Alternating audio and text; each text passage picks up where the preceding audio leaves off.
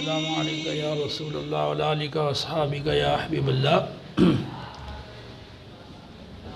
ये दर्स इस हवाले से है कि ला नफ़ी जिन्स और ला मुशब्बह बिलैस इनके माबैन क्या फ़र्क है। तो देखें, लाए नफ़ी जिन्स ये अपने इसम की जिन्स के तमाम अफराद से हुक्म यानी ख़बर की नफ़ी करता है।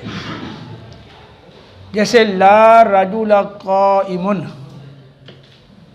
इसका माना है कि जिनसे रजुल का कोई फ़र्द भी खड़ा नहीं है। तो ये ला नफ़ी जिन्स है, ये रजुल के तमाम अफराद से कायम यानी क़याम की नफ़ी करता है।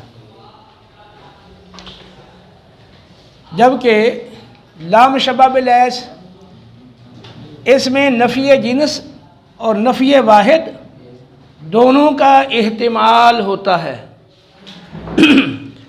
इसमें नफ़ी जिन्स भी हो सकती है और नफ़ी वाहिद भी हो सकती है। जिसे ला रजुलन क़ाइमन, ये ला मुशब्बह बिलैस है, ये इसम को रफ़ा देता है और ख़बर को नसब।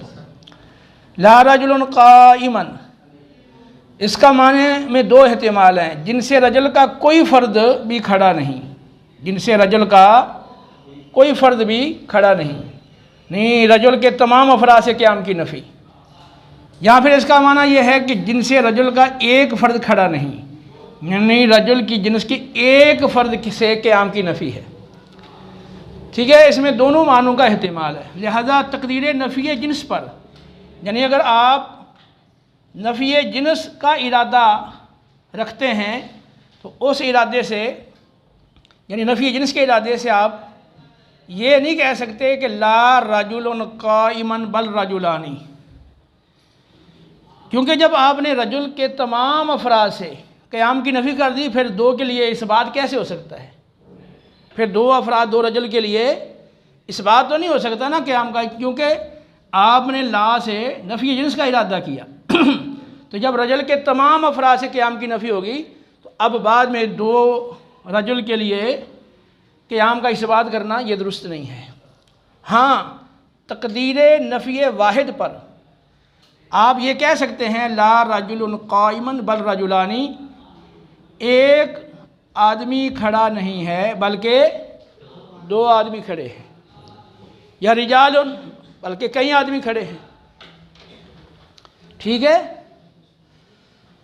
ये लाए नफ़ी जिन्स और ला मुशब्बह बिलैस में बुनियादी फ़र्क है कि लाए नफ़ी जिन्स वो अपने इसम की जिन्स के तमाम अफराद से ख़बर की नफ़ी करता है, हुक्म की नफ़ी करता है।